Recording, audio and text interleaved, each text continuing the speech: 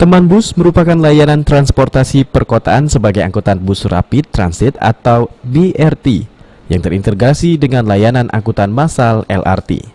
Di Palembang, layanan Teman Bus akan dimulai pada 3 koridor, yakni Alang-Alang Lebar Dempo, Asrama Haji Terminal Sako dan Terminal Pelaju, Pasar Induk Jakabaring dengan 40 unit BRT.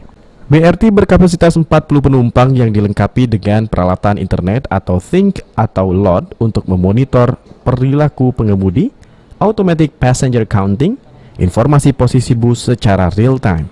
Teman Bus ini juga menjadi program, tetapi layanan yang diakui ini memberikan subsidi penuh terhadap biaya operasional layanan bagi masyarakat. Dari beberapa kota itu terpilihlah 5 kota, yaitu Medan, kemudian Palembang, Solo, Jogja, dan Denpasar. Kebetulan Palembang adalah kota pertama yang melaksanakan program by the service dengan teman busnya. Jadi teman bus itu adalah transportasi ekonomi mudah, handal, dan nyaman. Kira-kira seperti itu ya. Teman bus.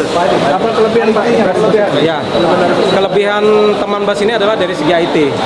Jadi yang selama ini kita mengandalkan manual pengawasan dan sebagainya sudah melakukan IT, artinya dari perilaku pengemudi kita sudah bisa deteksi, kemudian dari kondisi dia melaksanakan lalu lintas juga kita deteksi, kemudian kemudahan bagi masyarakat juga untuk melakukan pergerakan juga kita antisipasi melalui misalnya jarak antar bus menjadi 10 menit yang selama tidak ada kepastian, tapi dengan adanya program ini maka masyarakat akan pasti menunggu di halte. Salah satunya nanti ada aplikasi di Play Store, itu sudah ada namanya Teman Bus, silahkan. Ade Sunandar, PAL TV.